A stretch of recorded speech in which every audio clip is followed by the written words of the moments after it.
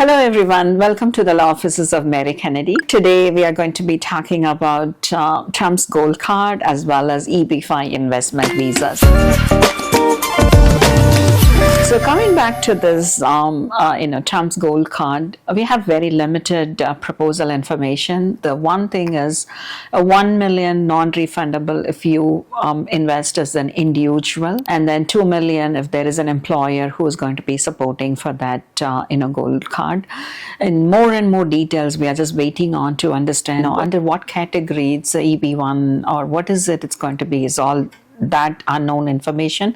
We'll keep you updated, but here with me is Matthew from New Roots as a co-founder. Matthew will be explaining more about the EB5 visa. Hello, my name is Matthew Kenneth. I'm one of the co-founders of New Roots EB5. So just to give a little background on EB5, EB5 passed in 2022 under the Reform and Integrity Act. EB5 is an investment visa where you invest $800,000 into the US. And the purpose that the government created this program was to spur economic growth.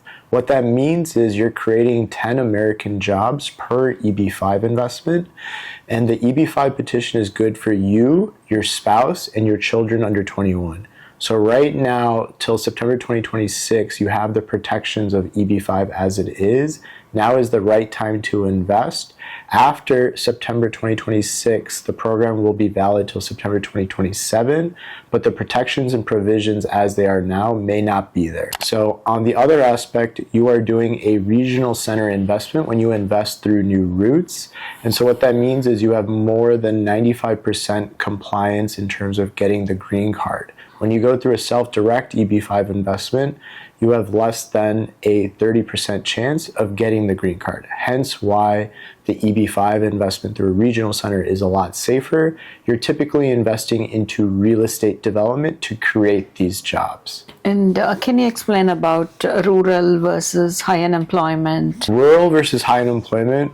So rural, you can think of basically any major city an hour outside of it with a population of 20,000 people or less. So that is typically the definition I would say for rural.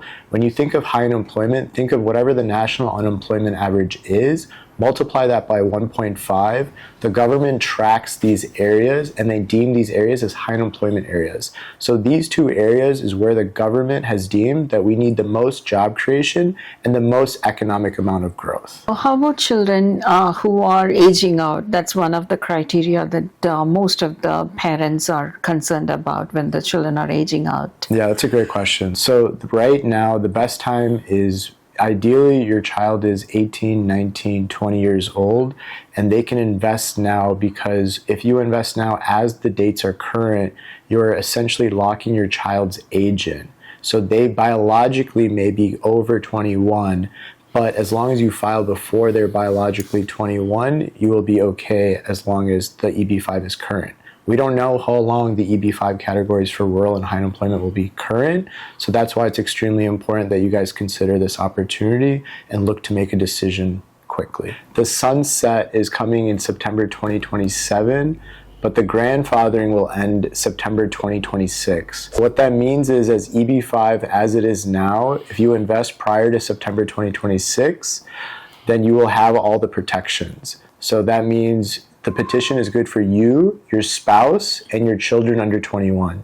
So for anyone that have children under 21, now is the right time to invest. So please reach out to us with any questions that you may have. Past September 2027, we don't know what's going to happen with all of Trump's administration right now. We're hoping for the best.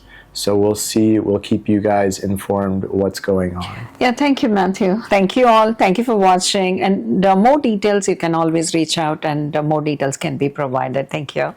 Thank you.